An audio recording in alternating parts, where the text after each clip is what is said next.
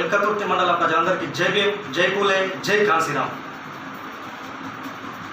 ధర్మ సమాజ్ పార్టీ నుండి కరీంనగర్ పార్లమెంట్ అభ్యర్థిగా పోటీ చేస్తున్న చిల్వేరు శ్రీకాంత్ గారి చెప్పుల గుర్తుకే మన అమూల్యమైన ఓటు వేసి గెలిపించగలరని ప్రజలందరినీ ప్రార్థిస్తున్నాను. మన పార్లమెంట్లోని అగ్రవర్ణ పార్టీల అభ్యర్థులు ఒకవైపు, మరి వారికి అభిముఖంగా మన బహుజన బిడ్డ అయినటువంటి చిల్వేరు శ్రీకాంత్ గారు వారికి అభిముఖంగా ఈరోజు ఎన్నికల్లో పోటీ చేస్తున్నారు. మన యొక్క బహుజన మహానీయులు చూపించిన మార్గంలో ప్రజలను బహుజన ఉద్యమాన్ని నిర్మిస్తూ బహుజన ప్రజా ఉద్యమ నాయకుడిగా మన యొక్క బలమైన అభ్యర్థిగా మన యొక్క బహుజన వాదాన్ని బలంగా ఈరోజు ప్రజల్లో వినిపిస్తున్నటువంటి నాయకుడు మన చిల్వేరు శ్రీకాంత్ గారు. మరి మన యొక్క నాయకునికి ఈరోజు బీసీ, ఎస్సీ, ఎస్టీ మైనారిటీ ప్రజలైనటువంటి మనమే ఈరోజు మన యొక్క బహుజన వాదాన్ని రక్షించుకోవాలన్నా, బహుజన వాదాన్ని పునర్జీవింపజేయాలన్నా మనం ఈరోజు మన నాయకునికి మన అమూల్యమైన ఓటు వేసి మద్దతుగా చాలా బలంగానటువంటి మద్దతును ప్రకటించి మన యొక్క ఓటు వేసి వారికి మద్దతు నిలవాలని చెప్పేసి నేను మన యొక్క బహుజన ప్రజలందరినీ కూడా సవినయంగా విజ్ఞప్తి చేస్తున్నాను. ఈరోజు ముఖ్యంగా విద్యావంతులకు మరి ఉద్యోగ సమాజానికి నేను విజ్ఞప్తి చేసేది, మనం ఈరోజు ప్రతి సంవత్సరం మహనీయుల జయంతి ఉత్సవాలను చాలా ఘనంగా జరుపుకుంటాము. ఆ ఒక్కరోజు మనము మన డాక్టర్ బాబాసాహెబ్ అంబేద్కర్, మహాత్మా పూలే గురించి, సావిత్రిబాయి తల్లి సావిత్రిబాయి పూలే, ఇట్లా చాకలి ఐలమ్మ, సర్దార్ సర్వై పాపన్న గౌడు, ఛత్రపతి శివాజీ మహారాజ్, ఛత్రపతి సాహు మహారాజ్, ఇలా ఉన్న మహనీయుల యొక్క జయంతి ఉత్సవాల సందర్భంగా మనం వారి గురించి, మహనీయుల గురించి చాలా గొప్పగా వారి యొక్క సిద్ధాంతాలను, ఆలోచనలు చాలా బలంగా ఒక్కరోజు ఒక పండుగలా జరుపుకుంటాము. మరి యొక్క వారికి ఆ మహనీయుల యొక్క ఆలోచనకు వారి అందరి యొక్క లక్ష్యం కూడా, వారి యొక్క ఆశయాలు, లక్ష్యాలు అన్నీ కూడా మనకు బహుజన రాజ్యాధికారమే.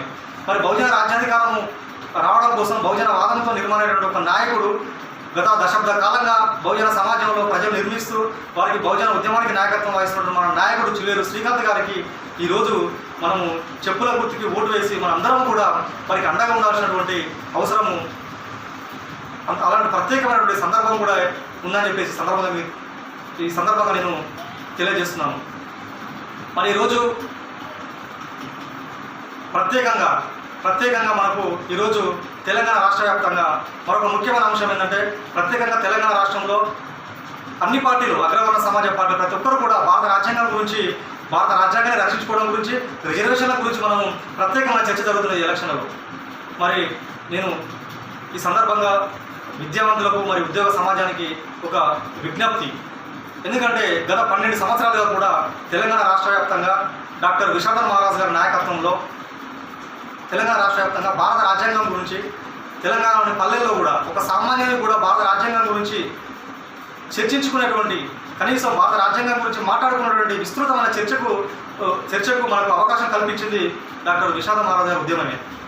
దళిత శక్తి ప్రోగ్రాం ద్వారా గత 12 సంవత్సరాలుగా తెలంగాణ రాష్ట్ర వ్యాప్తంగా భారత రాజ్యాంగాన్నే రక్షించుకోవాలని, భారత రాజ్యాంగ విలువలను, భారత రాజ్యాంగం యొక్క అంతిమ లక్ష్యాలు, వారి యొక్క ఆశయాలు, భారత రాజ్యాంగంలోని భవిష్యత్తులో మనకు జరగబోయేటువంటి భారత రాజ్యాంగం పైన ఉన్నటువంటి విధ్వంసాన్ని కూడా మనం ఏ విధంగా రక్షించుకోవాలని చెప్పేసి గత 12-13 సంవత్సరాలుగా డాక్టర్ విశాఖ మహారాజ్ నాయకత్వంలో తెలంగాణ రాష్ట్రంలో రాజ్యాంగం గురించి ప్రత్యేకమైనటువంటి ఉద్యమాన్ని మనం ముందుకు తీసుకెళ్లారు డాక్టర్ విశాఖ మహారాజ్ గారు.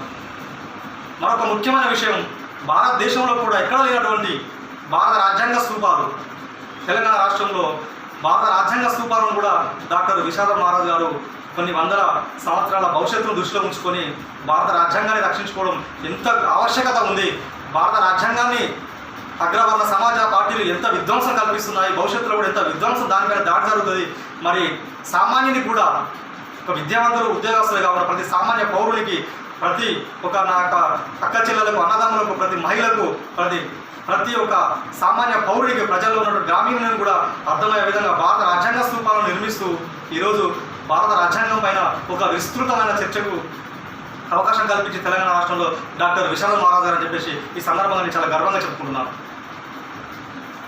మిత్రులారా, మీరు గమనించండి, తెలంగాణ రాష్ట్రంలో జరుగుతున్నటువంటి అనేక ఉద్యమాలు ఉన్నాయి, అనేకటువంటి అంశాలపైన చేస్తున్నారు.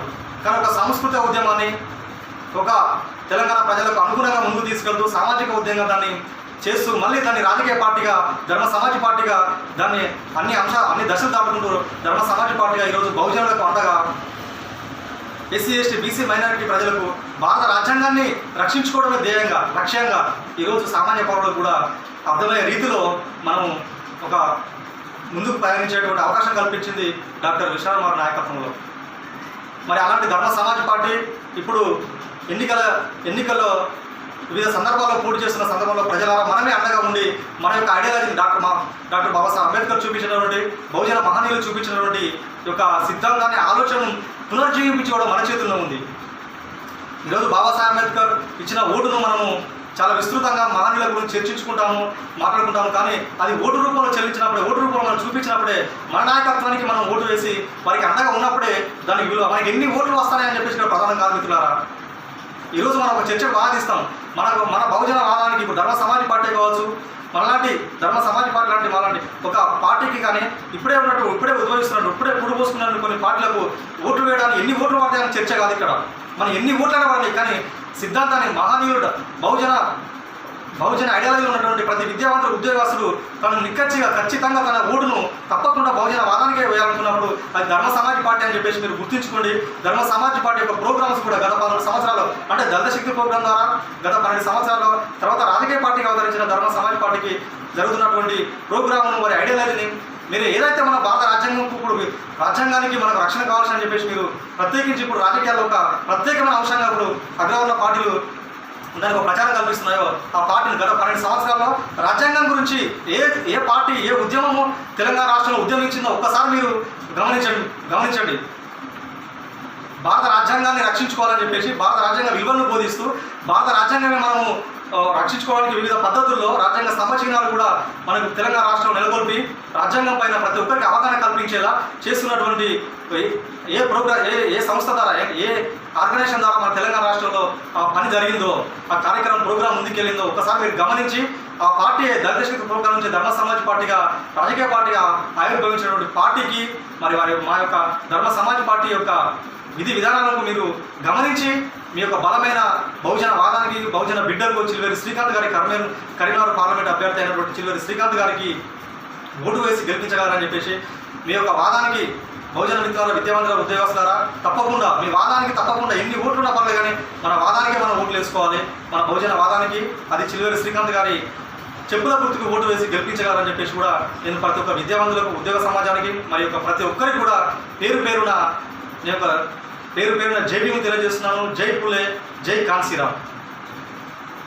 ధర్మ సమాజ్ పార్టీ అభ్యర్థి చిల్వేరి శ్రీకాంత్ మహారాజ్ గారు చెప్పుల గుర్తుకు ఓటేయండి, భారత రాజ్యాంగాన్ని రక్షించుకోండి. చెప్పుల గుర్తుకు ఓటేయడం ద్వారా ప్రజాస్వామ్యం వర్ధిల్లుతుంది, భారత రాజ్యాంగం రక్షించబడుతుంది. అది గత 12 సంవత్సరాలుగా ఆ ఉద్యమంలో ఉన్నటువంటి రాజ్యాంగ రక్షణ ఉద్యమంలో ఉన్నటువంటి దళిత శక్తి ప్రోగ్రాం నుంచి వచ్చినటువంటి ధర్మ సమాజ్ పార్టీ కాబట్టి మరి ధర్మ సమాజ్ పార్టీకి చెప్పుల గుర్తుకు ఓటేయండి, భారత రాజ్యాంగం రక్షించుకోండి.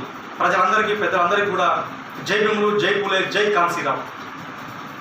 నా పేరు బొంపూరి రాజు, ఎల్కదుర్తి మండల ధర్మ సమాజ్ పార్టీ ఎల్కదుర్తి మండల కన్వీనర్గా పనిచేస్తున్నాను.